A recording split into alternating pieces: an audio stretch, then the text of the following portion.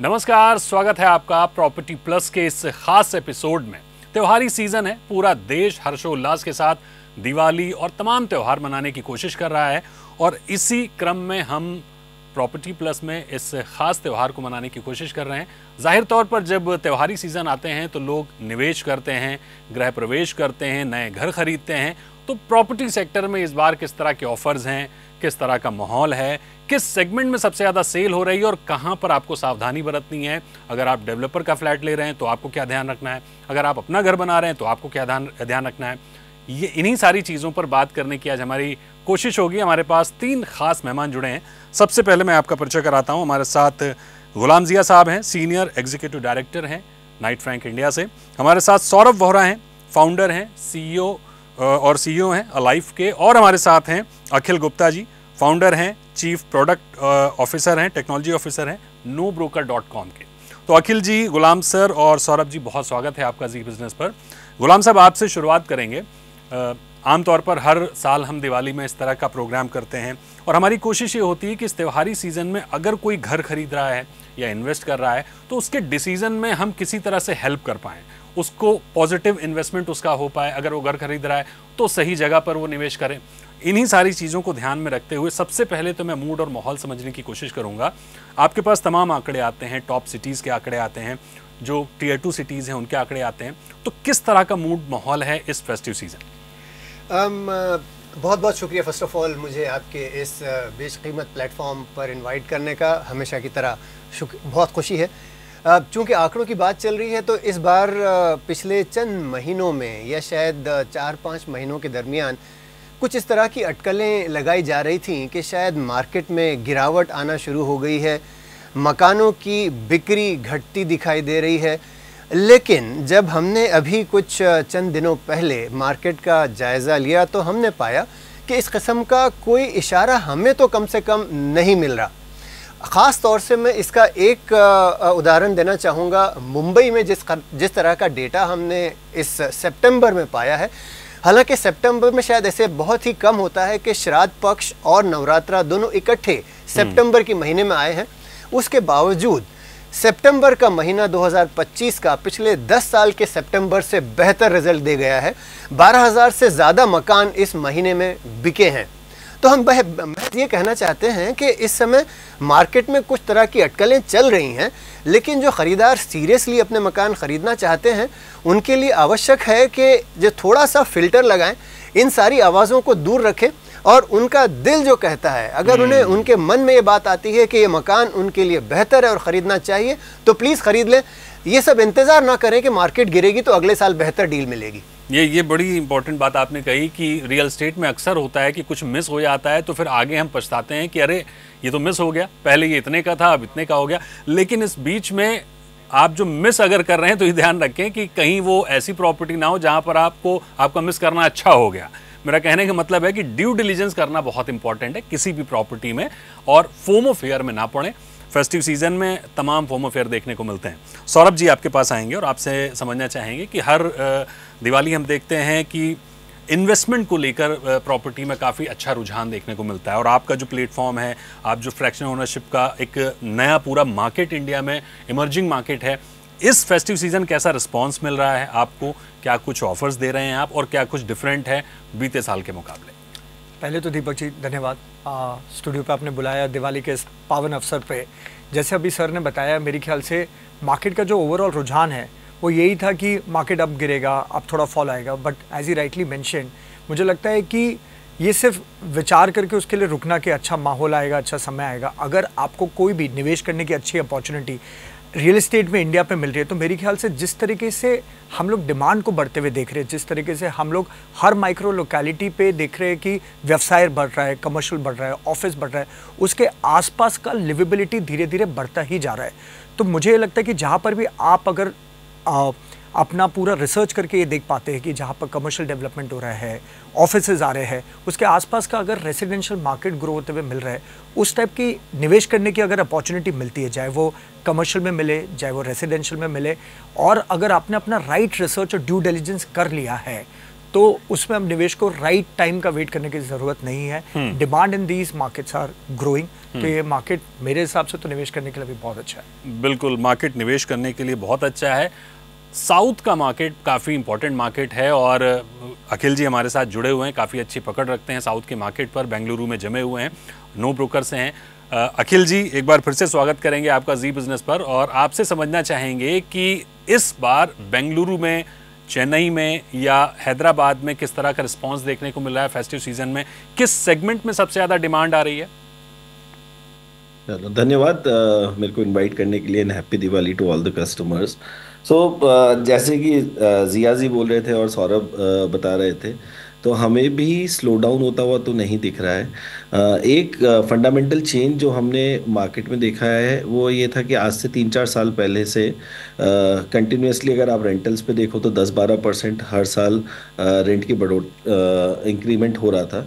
वो अब cool down होके 5-6% पे आ गया है। तो और प्रॉपर्टी खरीदने के लिए अगर आज से हम 2-3 साल पहले जाएं तो there was a huge queue from the investor side. अभी जो प्रॉपर्टी का डिमांड है वो एंड यूज़र साइड में बहुत बढ़ गया है। तो और एंड यूज़र साइड में भी प्रीमियम साइड में अगर आज आप बैंगलोर में देखोगे तो 1.5 से 2 करोड़ की प्रॉपर्टी के लिए बहुत डिमांड है और टिपिकली प्रॉपर्टी अवेलेबल भी इसी रेंज ब्रैकेट के अंदर है।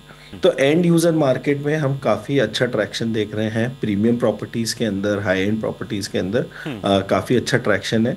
और in fact at NoBroker also September was our highest sales in our history in terms of the new builder projects. Correct. एक और चीज़ हमने देखा, गुलाम सर आपसे समझना चाहेंगे, इस बार हमने नवरात्रि में देखा कि 6,238 प्रॉपर्टीज़ का रजिस्ट्रेशन हुआ। IGR का डेटा है, काफ़ी पुख्ता डेटा है, 587 करोड़ की रेवेन्यू जनरेट हुआ है स्टेट गवर्नमेंट को। और सबसे इम्पॉर्टेंट चीज़, नवरात्रि अपनी जगह है, पितृपक्ष में भी हमने देखा 3,368 यूनिट्स का रजिस्ट्रेशन हुआ है, जो एक अच्छा पॉजिटिव संकेत दिखा रहा है। और अगर हम जनवरी से सितंबर के बीच देखें तो आप ही का डेटा है जो बता रहा है 87,603 घर बिक चुके हैं टॉप 7 सिटीज़ में। तो ये जो डेटा है जनवरी से सितंबर तक का, ये इस पूरे साल की क्या कहानी कह रहा है? और ये नवरात्रि का डेटा इस पूरे दिवाली और फेस्टिव सीजन के डेटा को किस तरह से कॉम्प्लीमेंट कर रहा है? रोज़ाना 600 से ऊपर अपार्टमेंट बिके हैं, तभी जाके हमने वो 6.5 जो नंबर हमारे सामने आया है वो बता रहा है कि नवरात्रा में जो नंबर्स हुए हैं वो पिछले 10 नवरात्रा से बेहतर हैं। और उसी प्रकार इवन श्राद्ध पक्ष के दौरान भी जो नंबर्स थे वो पिछले कई श्राद्ध पक्ष से बेहतर हैं। तो ये ओवरऑल सितंबर हमें इस बात का तो पूरा यकीन दिला रहा है कि कम से कम मुंबई में तो स्लो डाउन डेफिनेटली नहीं है। अब अगर आप, जैसा अखिल जी भी बता रहे हैं, साउथ की मार्केट्स ले लें, साउथ की मार्केट्स में भी काफ़ी कंफर्ट है। इनफैक्ट पूना की मार्केट ऐसी है वेस्ट में जो शायद बकिया 6-7 शहरों से बेहतर, मुंबई से बेहतर रिजल्ट्स हमें पूना में दिखाई दिए हैं। और ओवरऑल अगर हम नॉर्थ का भी जिक्र करें, थोड़ा सा शायद दिल्ली में ओवरऑल NCR में थोड़ा सा स्लो डाउन देखा गया है। वेस्ट बंगाल और अहमदाबाद इन एनी केस बहुत छोटी मार्केट्स हैं, वहाँ पर थोड़ा सा भी उभार हो तो बहुत बड़ा नंबर दिखाई देता है, परसेंटेज वाइज बहुत ग्रोथ हो जाती है। लेकिन नेट अगर हम ईयर टू डेट का जिक्र करते हैं कि जनवरी से लेके सितंबर, ये पिछले 10 साल से बेहतरीन का दौरानिया है। जो 9 महीनों में जो ट्रांजैक्शंस हुए हैं वो पिछले 9 महीनों से, जो पिछला जो 2024 का साल हिस्टोरिकली एक बेहतरीन साल था रियल एस्टेट से कम 15 से 18% ज़्यादा 2025 के सितंबर तक वाई टू डेट नंबर हो चुके हैं। तो कहाँ है वो स्लो डाउन जिसका कुछ लोग जिक्र करना चाह रहे हैं?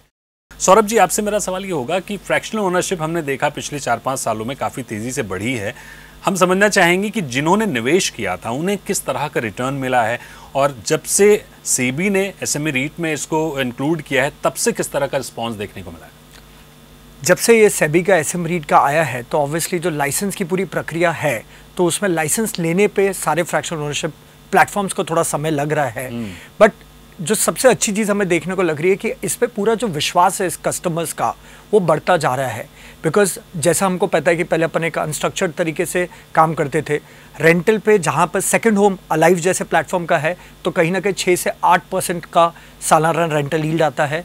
कमर्शियल पे ये करीबन 7 से 9% होता है। बट दोनों में जैसे अपन पहले जिक्र कर चुके, कैपिटल अप्रिसिएशन एक अलग अलग फैक्टर रहता है। बट मुझे लगता है कि सेबी के इस इनिशिएटिव के बाद, SME REIT के बाद ज़रूर एक कंसोलिडेशन फेज पे चल रहा है, लेकिन जो पूरा जो उन्होंने एक प्रोसेस बनाया है तो आने वाले आप इस वर्ष में देखेंगे कि धीरे धीरे बहुत हमारे जैसे प्लेटफॉर्म अपने एसएम रीट को लेके आएंगे, और जैसे जैसे एसएम रीट मार्केट पे आएगा उस तरीके से ये पूरा जो इन्वेस्टमेंट का सेंटिमेंट है वो बेटर और बढ़ता जाएगा, because rental yield thanks to जिस तरीके का डिमांड है, चाहे वो कमर्शियल ऑफिस में कमर्शियल स्ट्रक्चर पे भाड़े पे जो देता है वो, या तो सेकंड होम जैसे प्लेयर्स जो अलाइफ है जो वेकेशन रेंटल पे जाते हैं, जिस तरीके से इंडिया में टूरिज्म बढ़ रहा है, जो लोग अपने परिवार के साथ घूमने जा रहे हैं, तो उस तरीके से रेंटल यील्ड बढ़ता हुआ दिख रहा है। और मुझे लग रहा है विद टाइम इस टाइप की जो सेकंड होम डेस्टिनेशन है वो सिर्फ सीमित नहीं रह गई गोवा तक, काफ़ी माइक्रो लोकेलिटी जैसे करजत, अलीबाग ये बढ़ते जा रहे हैं। नवी मुंबई इंटरनेशनल एयरपोर्ट जो अभी अभी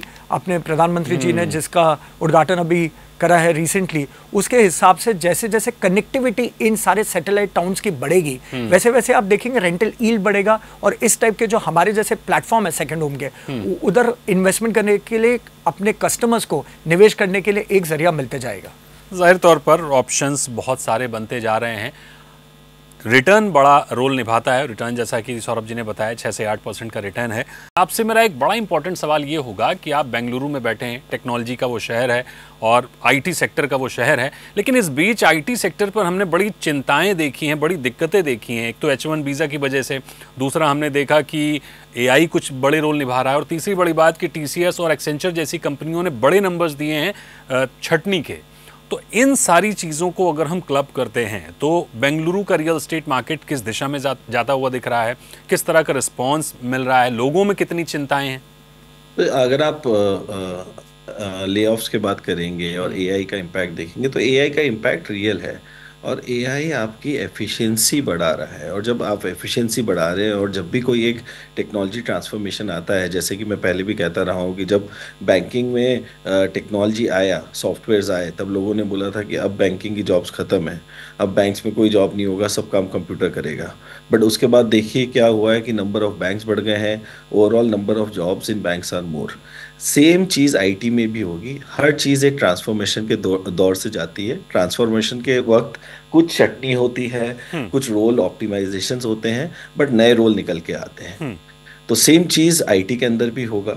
और बात रही H1B की, तो H1B वीज़ा नहीं मिलने से या फिर उसके ऊपर रोक लगने से, अगर आप पूरी दुनिया में देखेंगे तो टैलेंट इंडिया में ही है, और इंडिया और यूएस के अंदर आप टैलेंट की कॉस्ट देखेंगे तो 1:6 से लेके 1:7 के बीच में डिफरेंट आता है। तो अगर H1B पे और रिस्ट्रिक्शन आते हैं तो इंडिया में और ज़्यादा GCCs ग्लोबल कैपेसिटी सेंटर्स खुलेंगे। सबसे ज़्यादा सेंटर्स GCCs जो हैं बेंगलोर में हैं।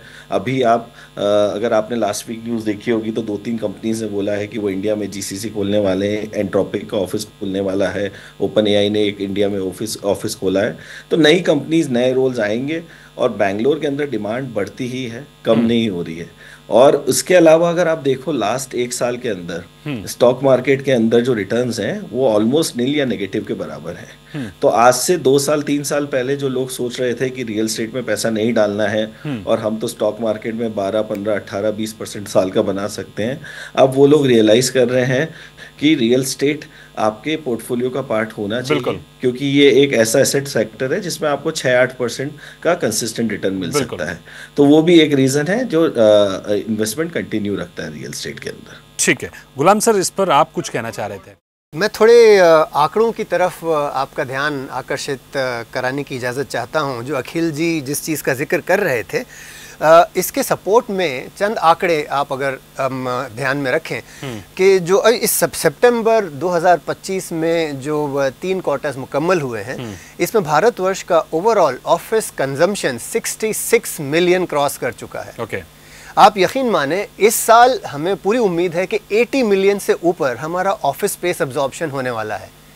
जब हम दिसंबर में आंकड़े देखेंगे, मुझे कॉन्फिडेंस है 3 महीने बाद हम दोबारा मिलेंगे, 80 मिलियन से ऊपर चलते हुए नंबर देख रहे हैं हम। और ये जो 66 मिलियन का नंबर है, ये पिछली साल हमने जितना साल भर में किया था वो इन 3 क्वार्टर्स में कर लिया है। और हमें पूरा यकीन है कि बेंगलुरु में 20 मिलियन से ज़्यादा इस वर्ष में ऑफिस स्पेस का एब्जॉर्प्शन होना है। तो सारी चीज़ें, H1B वीज़ा का जिक्र कर लीजिएगा, AI की बात कर लें, इसके बावजूद जो अखिल जी कह रहे हैं, GCCs आज ऑफिस मार्केट की जान है। सारी दुनिया की नज़र भारतवर्ष पर टिकी है, क्योंकि GCCs के जो टैलेंट हमारे यहाँ हैं और कहीं मुहैया नहीं है। तो आप ये यकीन मानें कि जहाँ पर भी ये बड़े बड़े जिक्र चल रहे हैं H1B वीज़ा के कारण और वगैरह वगैरह, उन सब का असर भारत पर आगे चल के क्या पड़ेगा वो तो मैं नहीं जानता, वक्त बताएगा। लेकिन इस साल के जो नंबर्स हैं वो आपके बिल्कुल सामने हैं। 80 मिलियन से ऊपर का नंबर जो तारीख में इससे पहले नहीं हुआ, इस साल होता हुआ आपको दिखाई देगा। तो फेस्टिव सीजन की ये चर्चा हम जारी रखेंगे, लेकिन यहाँ वक्त है बहुत ही छोटे से ब्रेक का। जल्द लौटेंगे, आप बने रहिए इस खास कार्यक्रम।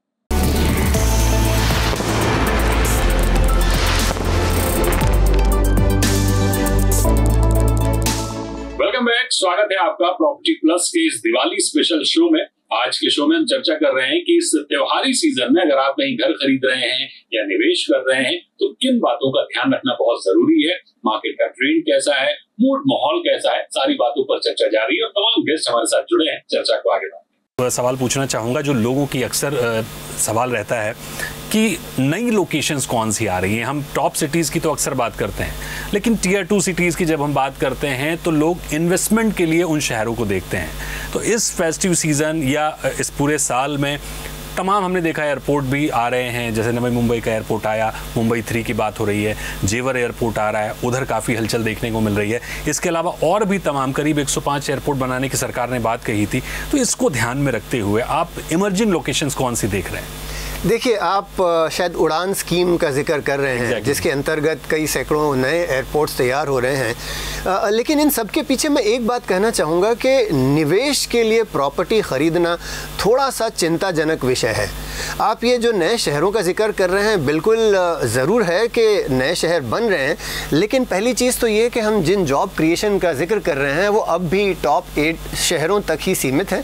हाँ, मैन्युफैक्चरिंग, वेयरहाउसिंग के कारण कई सारे नए लोकेशंस इमर्ज हो रहे हैं, वहाँ पर जॉब क्रिएशन भी हो रही है, लेकिन उस लेवल पर नहीं हो रही है जितना एक्साइटमेंट, एंथुसियाज्म मैंने आपसे 2 मिनट पहले बताया। 80 मिलियन स्क्वायर फीट जो टॉप 8 शहरों का जिक्र कर रहा था, वही एक्साइटमेंट बाकी सारे मुल्क में अब तक के पेनिट्रेट नहीं हो पाया है, दाखिल नहीं हो पाया है। हो रहा है, लेकिन धीमे धीमे। जहाँ पर टूरिज्म रिलेटेड, सर्विस रिलेटेड जो भी ग्रोथ है, उसमें अभी इजाफा इस कदर नहीं है कि जैसे आप या हम चल के शायद कहीं इंदौर में मकान खरीद लें या मैसूर में ले लें, वो हालात अभी पैदा नहीं हुए। उसके लिए थोड़ा और इंतज़ार करना होगा। जो मैसूर या इंदौर के लोग हैं वो अपने शहर में जो मकान खरीद रहे हैं, वो कॉन्फिडेंस डेफिनेटली बड़ा है, क्योंकि हर जगह जो वेल्थ क्रिएशन है वो छोटे शहरों तक भी पहुंच रही है। लेकिन ये समझ लेना कि हम आप जैसे लोगों के लिए और 70 शहर और आ गए हैं जहां पर हम आप निवेश कर सकते हैं, वो अब तो मुमकिन नहीं है, आगे चल के शायद हो सकता है। बिल्कुल सौरभ जी, यही सवाल मेरा आपसे होगा, क्योंकि फ्रैक्शनल ओनरशिप में सबसे इंपॉर्टेंट होता है लोकेशन। तो आपके एंगल से अगर हम सेकंड होम के एंगल से देखें तो कौन सी इमर्जिंग लोकेशंस हैं जो इन्वेस्टर्स को देखनी चाहिए? तो पहले तो मेरे ख्याल से ये एक पॉइंट है जिससे मेरा जिया जी से एकदम ही विपरीत सोच है। अच्छा। तो मुझे पर्सनली लगता है कि जो भारतवर्ष में जो टियर 2 सिटीज़ की अपन बात करें, चाहे वो इंदौर है, जयपुर, ये सब शहर है, मैंने पर्सनली देखा, क्योंकि मैं इंदौर शहर से हूँ, तो मैंने देखा है कि जिस तरीके से इन टियर 2 सिटीज़ में जो विकास हो रहा है, जो वहाँ का इंडस्ट्रियल डेवलपमेंट हो रहा है, तो अगर कोई निवेश करने की थॉट प्रोसेस है ना, तो सोच अगर इन्वेस्ट करना चाहता है और अगर वो सारे एसेट क्लास देखता है, चाहे वो रियल एस्टेट हो गया, स्टॉक मार्केट हो गया, म्यूचुअल फंड हो गया, और अगर वो अपना सालाना के 12 से 18% के निवेश की बात करते हैं 5 साल के ज़रिए से, मुझे पर्सनली लगता है कि ये सारे टियर 2 सिटीज़ में बहुत अच्छा स्कोप है। जहाँ तक का मेरा थॉट प्रोसेस सेकेंड होम का है, वापस से मैं जिक्र करना चाहूँगा, जिस तरीके से international airport, Navi Mumbai international airport बना है, तो ये पूरा जो मुंबई 3.0 का इलाका है, राइट फ्रॉम करजत, खपोली, पनवेल, ये जो बेल्ट है, तो जो अलीबाग है, ये एयरपोर्ट बनने के कारण जो उसका ड्राइविंग डिस्टेंस है, जो 2 घंटे से कम होकर, 2.5 घंटे से कम होकर अब 1.5-2 घंटे पे आ जाएगा। जो रेवास करंजे ब्रिज उधर बन रहा है, ये सारे शहर पे, बंबई वाले शहर वालों के जिनके यहाँ पर छोटे घर है, उनके लिए सेकंड होम पे निवेश करना इस पूरे एरिया पे, चाहे वो मुंबई 3.0 हो या अलीबाग हो, काफ़ी बढ़ जाता है। वहाँ उनको बड़े घर मिल जाते हैं, 1/5 ऑफ द कॉस्ट में मिल जाते हैं, जब वो बंबई जैसे शहर पे रहते हैं, जो ना सिर्फ अब वीकेंड होम है, काफ़ी लोग उधर जाके 2-2, 3-3 महीने अपने पेरेंट्स को, जो एल्डरली पेरेंट्स हैं, उनके लिए वो घर पे निवेश करते हैं। ये हम लोग हमारे प्लेटफॉर्म के माध्यम से भी लगातार देखते हुए आ रहे हैं। एक अंतिम सवाल आपसे ये होगा, फेस्टिव सीजन है, लोग घर भी खरीद रहे हैं, इन्वेस्ट भी कर रहे हैं, ऐसे में सजगता बहुत ज़रूरी है, ड्यू डिलिजेंस बहुत ज़रूरी है, सावधानी बहुत ज़रूरी है। तो आपकी ओर से क्या सावधानियां आप कहेंगे? 3-4 जो बड़े रिफॉर्म हुए हैं इंडिया में, रेरा, जीएसटी, इनसे बहुत ज़्यादा कस्टमर को कंफर्ट आने लगा है। और रेरा एक बहुत ही शानदार लॉ जो इंडिया में आया है, तो इससे एक तो छोटे मोटे बिल्डर सिस्टम से बाहर हो गए हैं या फिर कंसोलिडेशन हो गया है। तो अगर आप आज देखेंगे, आप बड़ी सिटीज़ में या कहीं पे भी जाते हैं प्रॉपर्टी खरीदने, तो आपके पास नामचीन बिल्डर होते हैं जो रेरा के अंतर्गत अपनी प्रॉपर्टी बना रहे हैं। तो आप कोई भी प्रॉपर्टी खरीदें तो आपको सबसे पहले उसका रेरा रजिस्ट्रेशन, क्या क्लॉज हैं और पेनल्टी क्लॉज क्या है जिसके अंदर, और वो लोगों को देना पड़ा। इनफैक्ट आज ही सुप्रीम कोर्ट का मैं अखबार में पढ़ रहा था कि किसी ने पिटिशन फाइल किया हुआ है कि जब हम बिल्डर को पैसा देने में डिले करते हैं तो हमें 18% इंटरेस्ट देना पड़ता है, बट बिल्डर जब हमें घर डिले करता है तो 12% से ही रिटर्न वापस देता है। सुप्रीम कोर्ट ने उसे संज्ञान में लिया है, शायद वो भी बराबर हो जाएगा। तो काफ़ी अच्छा गवर्नमेंट की तरफ से कंज्यूमर के लिए बहुत अच्छा रेरा के थ्रू कंट्रोल लेके आया गया है। तो प्रॉपर्टी खरीदते वक्त due diligence from the RERA stand point, and if somebody is buying property on the resale, उसका इनकम्बरेंस और उसकी पूरी हिस्ट्री, जो भी बहुत ज़्यादा अब डिजिटल हो गया है कि सारे डिजिटल रिकॉर्ड हैं और सब कुछ अब आधार से लिंक हो रहा है, तो काफ़ी स्ट्रीमलाइन हो गया है प्रोसेस इंडिया के अंदर। उसी का ध्यान रखते हुए लोगों को प्रॉपर्टी खरीदनी होती है। ठीक बात है। एक अंतिम सवाल गुलाम सर आपसे मैं लेना चाहूँगा कि सावधानियों पर जब हम बात करते हैं तो हम चाहते हैं कि सावधानियां ऐसी हों कि ठीक है, शायद कोई ऑफ़र छूट जाए, शायद कोई मौका छूट जाए, लेकिन नुकसान ना हो। तो एक नॉर्मल होम बायर को और एक नॉर्मल इन्वेस्टर को किन बारीक चीज़ों का सबसे पहले ध्यान रखना? तो सबसे पहली चीज़ तो यही है कि आपको देखना है आप कहाँ मकान ले रहे हो। अगर आप सेकंड सेल कर रहे हो, किसी और से मकान खरीद रहे हो, तो कोशिश कीजिएगा कि ऐसा मकान खरीदें जो मुकम्मल हो चुका हो, क्योंकि जब आप किसी और की टोपी अपने सर ले रहे हो तो ऐसा ना हो कि वहाँ आप फंस जाओ। वहाँ आप ये देखिए कि मकान मुकम्मल हो। डेवलपर पर आप पंट कर सकते हो और किसी दूसरे पर करना थोड़ा मेरे हिसाब से थोड़ा सा नुकसानदेह हो सकता है। ज़ाहिर तौर पर जिस तरह से इस पूरे शो में हमने ये समझने की कोशिश की, फेस्टिव सीज़न है, ढेर सारे ऑफ़र्स हैं, लेकिन इन ऑफ़र्स में आप कहीं फंस ना जाए, इस बात का आपको सबसे ज़्यादा ध्यान रखना है। त्यौहार मनाइए, अच्छे से मनाइए। अगर प्रॉपर्टी ख़रीद रहे हैं, निवेश कर रहे हैं, प्रॉपर ड्यू डिलिजेंस करिए, अच्छे से उसकी जांच पड़ताल करिए, तब कहीं निवेश करिए। हालांकि जो मोमेंटम है, जो कंज्यूमर सेंटिमेंट है, वो मार्केट में इस समय पॉजिटिव है। जैसे कि गुलाम सर ने कहा, अखिल जी ने कहा और सौरभ जी ने बताया कि ओवरऑल मूड माहौल ठीक है। बस आपको ये ध्यान रखना है कि आप जहां पर जा रहे हैं, आप जहां डील कर रहे हैं, वहां पर भी चीज़ें स्पष्ट हों, पारदर्शी हों, तभी आप कहीं पर निवेश करें। तो अखिल जी, सौरभ जी और Ghulam sir, thank you so much sir, thanks for your time. तो हर बार की तरह इस दिवाली भी आप सबको ढेर सारी शुभकामनाएं। जी बिजनेस के सभी दर्शकों को ढेर सारी शुभकामनाएं। अच्छे से रहिए, खूब कमाइए, मस्त रहिए और जी बिजनेस देखते रहिए।